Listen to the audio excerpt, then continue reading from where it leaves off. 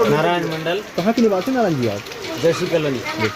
नारायण जी बता दीजिए, अब की बार 2022 में किसकी सरकार आने वाले हैं आपके यहाँ पे, क्या लगता है आपको? मोदी जो भी आना चाहिए। तो मोदी और योगी जी को आना चाहिए।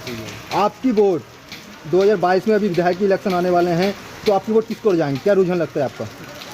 हमारा ये महेश जो है, महेश डॉक्टर, इनको ही लाने चाहता हूँ हम, और फिर आगे काम हमारा अच्छा होगा, हमें पता है। ठीक, आखिर क्यों लाना चाहते हो डॉक्टर महेश योगी जी को? उनका नाम भी इधर जो सत्ता में है ऑलरेडी, जो मुख्यमंत्री माननीय, उनके नाम भी योगी जी हैं, इनके नाम भी योगी पीछे लगे हुई हैं, तो आखिर योगी जी को क्यों लाना चाह रहे हो दोबारा? वो अच्छा आदमी है, शांत है, वो देश का सेवा करता है, वो काम अच्छा करता है, पूरे दुनिया की उनके चर्चा होता है। ऐसे लोगों को हमें चाहिए। पिछले 5 साल में आपके यहाँ पे विधायक के माध्यम से कैसे कितना विकास कार्य हुआ? बहुत कुछ हुआ, लाइट वगैरह बहुत विकास, मतलब जो इंदिरावास, फिर शौचाला, ये सब। मतलब आपका कहना बदलाव चाहिए। हाँ, नया महेश योगी जी को बनाएंगे। हाँ, डॉक्टर महेश योगी जी को। महेश योगी जी को बनाएंगे। नमस्कार।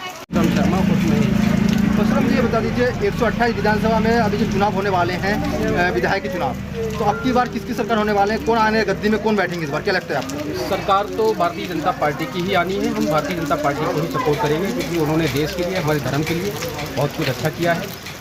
और हमारे क्षेत्र की बात रही, हमारी विधानसभा की बात रही, तो पिछले कार्यकाल के जो विधायक जी हैं उनसे थोड़ा कुछ नहीं है, क्योंकि वो विकास कार्यों में पूरी सहभागिता नहीं दे पाए।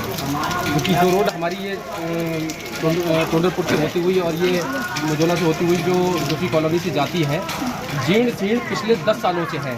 विधायक जी की संज्ञान में भी था, रिक्वेस्ट भी कई बार की थी, आज तक वो इस काम को नहीं करा पाए, जबकि उनकी सत्ता थी, वो खुद के कार्यकाल में थे, फिर भी नहीं करा पाए। इस कारण से हम बदलाव चाहते हैं। हम ऐसे ईमानदार जो कि महेश योगी के नाम के व्यक्ति हैं, उनको हम इस बार वोट करेंगे। पूरे क्षेत्र से रिक्वेस्ट के साथ में पूरा क्षेत्र हमारा उनके लिए समर्थन में है, और उन्हीं के लिए हम जिज्ञासा करते हैं कि उन्हें को टिकट दिया जाए, उन्हीं को हम वोट करेंगे।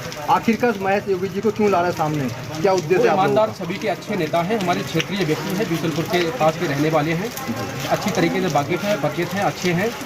उनकी जो सराहना है वो हमारे सरकर्मियों में है, बहुत मदद करते हैं, गरीबों के मसीहा हैं। उनकी जो चर्चाएं हैं वो हमारे लिए सर माथे इसलिए है क्योंकि वो हमेशा गरीब और असहाय व्यक्तियों की मदद करते हैं, और हमें उनसे उम्मीद है कि हमारी ये रोड की समस्या भी उनके माध्यम से समाधान हो जाएगी। बहुत सारे लोगों का यहाँ भी कहना है, जो इलेक्शन के समय होता है वो केवल आश्वासन देते हैं, लेकिन जब वोट हो जाते हैं तब बिल्कुल भूल जाते हैं, तो गद्दी में बैठते हैं। इसके बारे में क्या कहना है, क्या लगता है ये काम करेंगे आगे?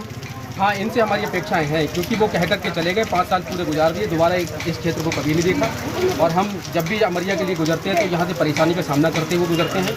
हमें इनसे पूर्ण उम्मीद है, इन्होंने हमसे जो वादा किया है, वादा नहीं है बल्कि वो उन्होंने एक हमें वचन दे रखा है, वो पूर्ण हो जाएगा।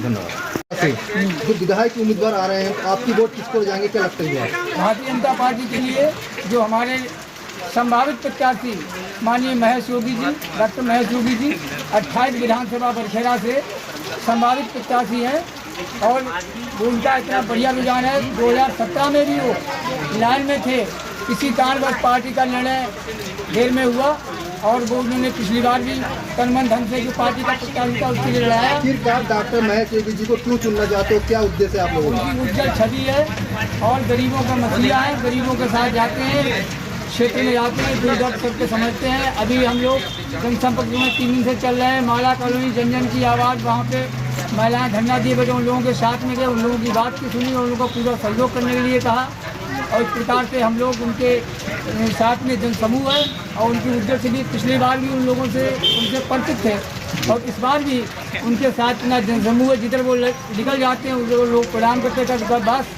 आप टिकट लेके आइए, अपनी बार महेश होगी। बहुत बहुत धन्यवाद आपको। की सरकार 2022 में 128 विधानसभा के माध्यम से, तो जहाँ भी हम लोग रुझान जाना, तो आपका रुझान सबसे ज़्यादा आया है, तो क्या कहना है इसके बारे में? देखिए, सबसे पहले तो नववर्ष की आप लोगों को हार्दिक शुभकामनाएं, और ये लोगों का स्नेह है, लोगों का प्रेम है, ये आदरणीय मोदी जी का प्रेम है, आदरणीय योगी जी का प्रेम है, और उन्हीं योगी जी से जुड़ा हुआ मैं भी डॉक्टर महेश योगी हूँ, और ये लोगों का प्रेम जो है वो मेरे साथ है। तो जैसे ही मैं पहुँचता हूँ, लोग कहते हैं बस टिकट लेके आओ, अब की बार 300 के पार हर हाल में सरकार बनेगी, कोई इसे रोक नहीं पाएगा। और मेरा यही लोगों से कहना है कि जो भी केंद्र की जो योजनाएं हैं, हमारे राज्य की जो योजनाएं हैं, उनका लाभ पूरा आम जन तक पहुंचा हुआ है, पंडित दीनदयाल उपाध्याय जी की जो सपने थे उनको साकार होता देख रहा हूँ मैं। सर राजनीति में आने का क्या उद्देश्य है आपका? देखिए मेरा उद्देश्य है मैं रहूँ ना रहूँ, ये देश रहे से मैं प्रभावित हूँ और मैं बाल्यकाल से स्वयंसेवक रहा हूँ। और मुझे लगा कि जो भी जनप्रतिनिधि चुनकर चला जाता है वो आम जन को भूल जाता है, जबकि वो ये क्षेत्र सेवा का क्षेत्र है। हम अगर लोगों का दुख दर्द नहीं समझेंगे, लोगों की तकलीफों को नहीं समझेंगे तो कौन समझेगा। लोग हमें अपना कीमती वोट दे करके हमें चुनकर भेजते हैं अपना जनप्रतिनिधि के रूप में, और हम उनकी तकलीफ को दूर नहीं कर पाएंगे तो हमारा जनप्रतिनिधि होना बेकार है। तो मैं सोचता हूँ कि मुझे यदि अवसर मिलता है तो मैं लोगों को मतलब दूर करूँगा और मैं उनकी सेवा करूँगा। अभी आप कहाँ से जनसंपर्क करके अभी आज मैंने शुरुआत की है धनकुना और धनकुनी और ये जोशी कॉलोनी, और आपका अभी मेरा इरादा है आगे मजोला जाने का, उसके बाद पिथरा अड्डा और पडरी, और आगे मैं उसी रूट पे निकल जाऊंगा। इससे पहले कहाँ कहाँ आपने जनसभा की? देखिए उससे पहले मेरा आज तीसरा दिन है। मैंने शुरुआत की थी, पहला गांव पत्रसिया है बरखड़ा के पास में, आपका भोपतपुर, अरसियाबोज और आपका आमदार मस्जिद होते हुए नंगरा चौराहा, पिपरिया भजा स्वास और गजरौला निकल गया। वहाँ से होता हुआ मैं फिर निकला हूँ माला कॉलोनी, और वहाँ से मैं रिटर्निंग होकर के आया। इसके बाद जराकोटी, शिवनगर, रामनगर होते हुए आपका जगतपुर, मूसेपुर कला, मूसेपुर खुर्द होता हुआ और पुनः नंगरा चौराहे पे होता हुआ, और फिर मैं बरखेड़ा निकल गया हूँ। आज मेरा तीसरा दिन है और मैं आज इसी अभियान में लगा हुआ हूँ। आंधी तूफान मुझे कोई रोक नहीं पाएगा और मैं लोगों के साथ खड़ा हूँ। आगे चुनाव के लिए जनता को क्या संदेश करना चाह रहे हैं आपके माध्यम से? देखिए मेरा संदेश ये है कि मैं प्रत्याशी अपने को अभी नहीं कहता, जो उच्च नेतृत्व है उसका जो निर्णय होगा मैं उसके साथ खड़ा रहूँगा।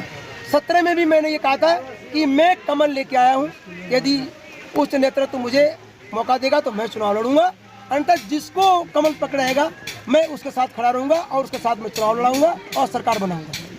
यही मेरा इरादा है और मैं अपने इरादे पर अटल हूँ। धन्यवाद।